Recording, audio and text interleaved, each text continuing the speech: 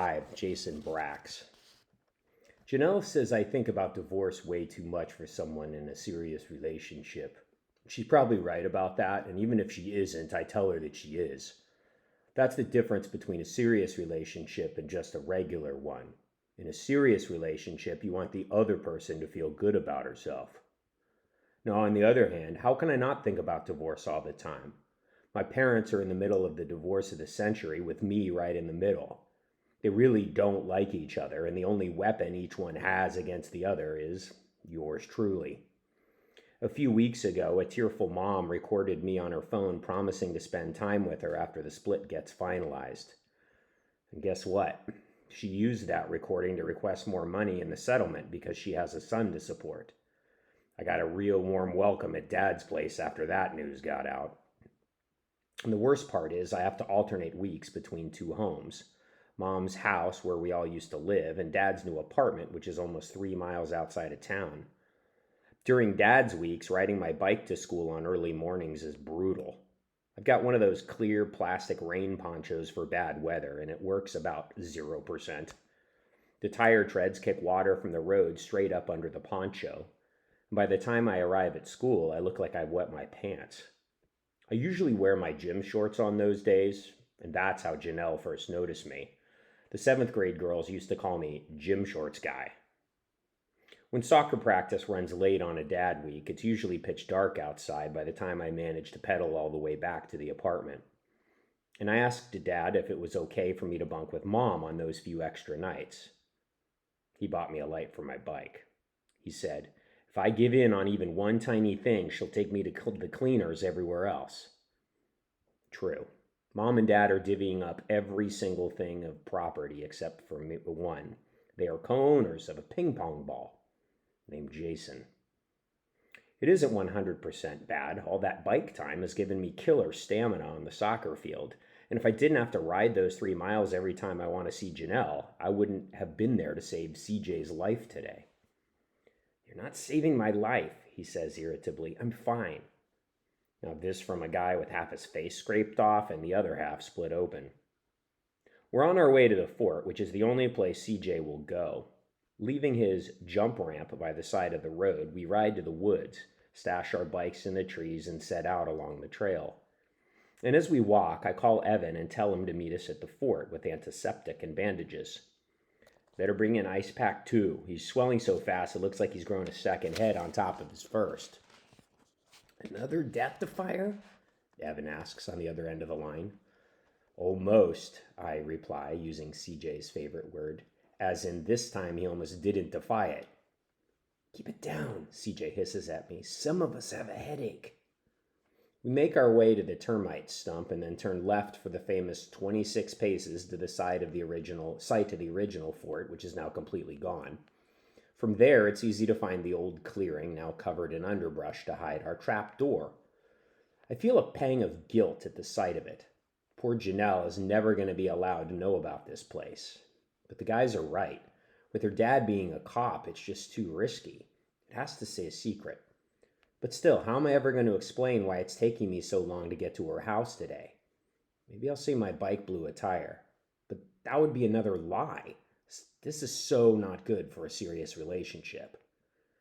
CJ helps me open the trap door, so he's obviously not as close to death as I thought he was.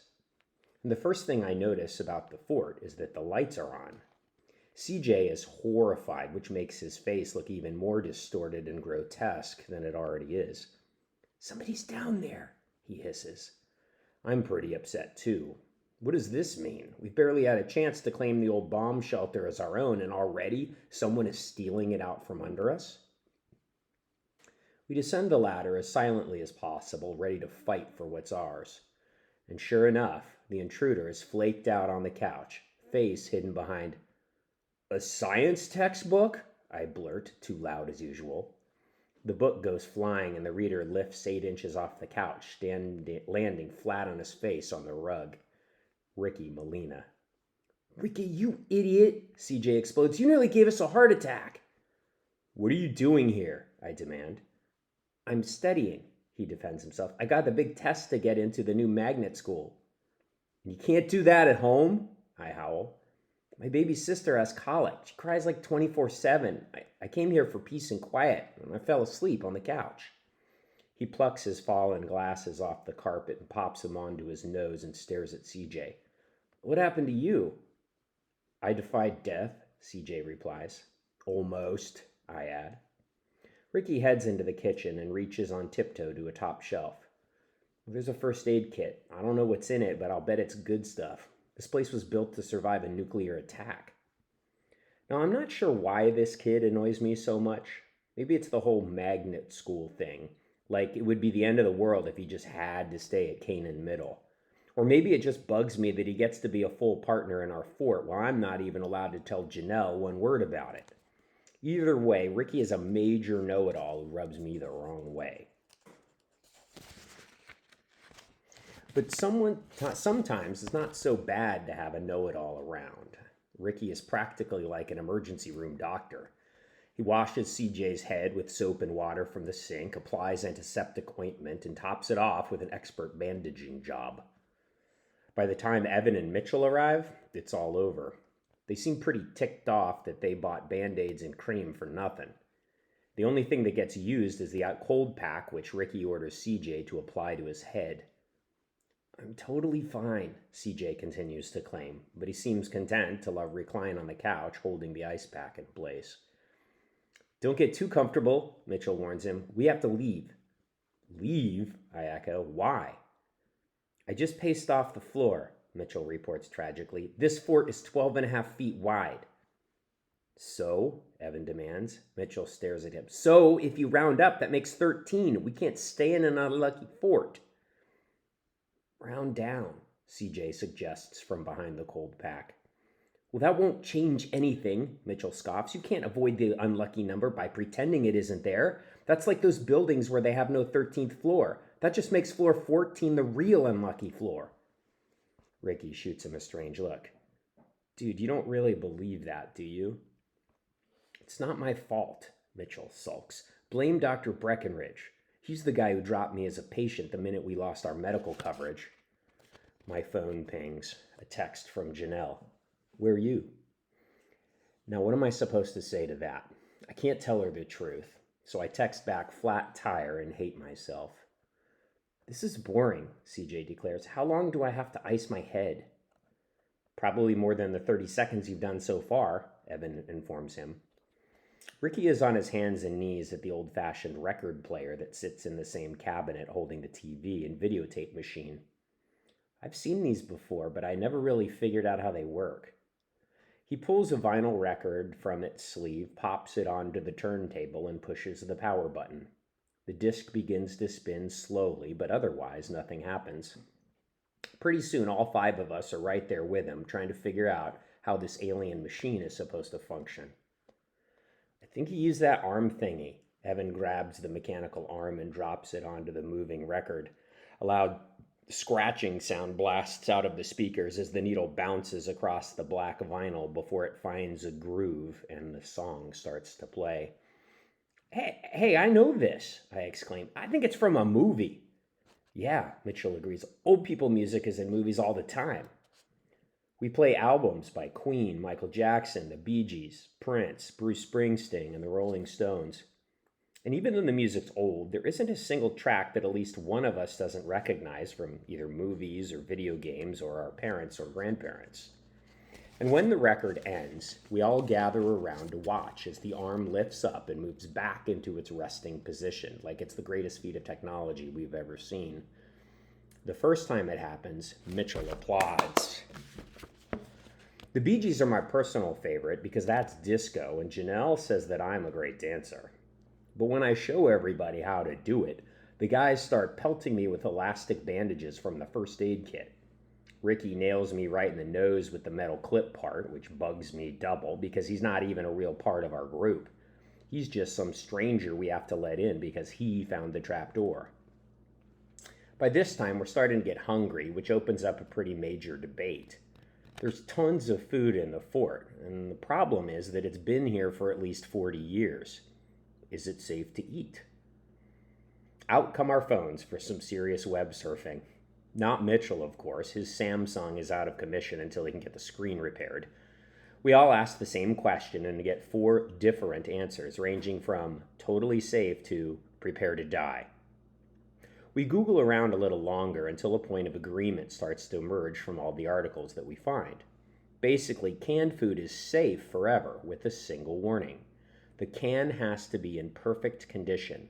The slightest hole, the slightest bulge in the tin or breakage of the vacuum seal, and you might as well be eating cyanide.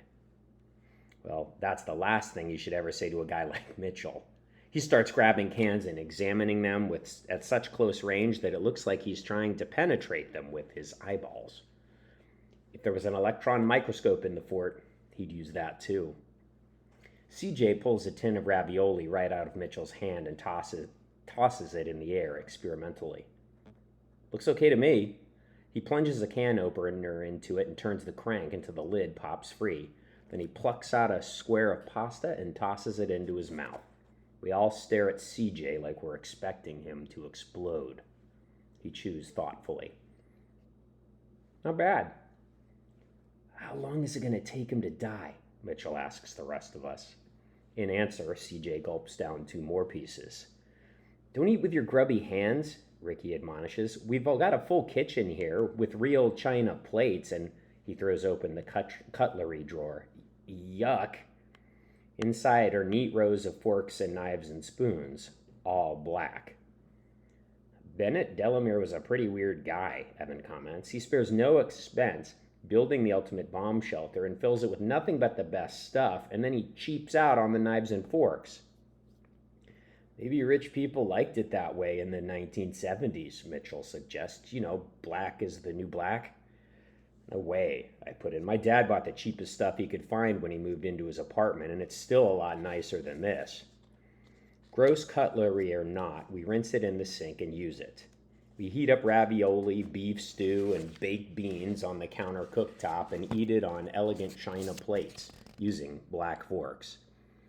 It's our official first snack in our official fort, and it somehow feels important, like an opening ceremony or something. 40-year-old cans or not, nothing ever tasted better. Good news, Mitchell's OCD means he can't stand to have dirty dishes lying around, so we all let him clean up. CJ stretches out on the couch and puts the cold pack back on his head for a little more ice time. I wish I could stay here forever, he sighs in contentment. And we all know what he means. Your own place. No parents, no teachers, no rules. But we've been in here a few hours now, and the texts are starting to come in. Where are we? What time will we be coming home? Is everything okay? Oh man, I forgot Janelle. I jump up so high that I almost hit the low ceiling.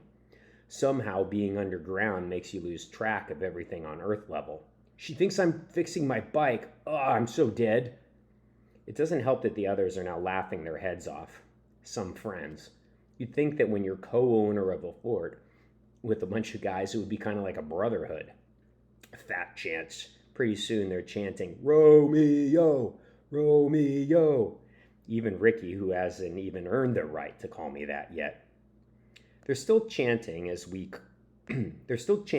climb out of the fort and replace the scattered branches to camouflage the trap door. I groan. It's already getting dark. I turn to CJ. You got to come with me to Janelle's. She'll take one look at your head and she'll forget how late I am. He grins at me. I can't lie to Juliet. Only Romeo gets to do that. Well, somebody's got to back me up. Evan? Mitchell? Mitchell shakes his head. I can't. As soon as it's dark enough, I got to go water my plants. Ricky's confused. What plants do you water in the dark? That's for me to know and you to find out. Now, we all know, but we're not going to tell Magnet Boy. Mitchell may be strange, but he's one of us. And Ricky isn't. Later, guys. I run ahead of the others, my mind on my bike and Janelle. They chant, Romeo, but I barely hear it. I'm already dreaming up excuses.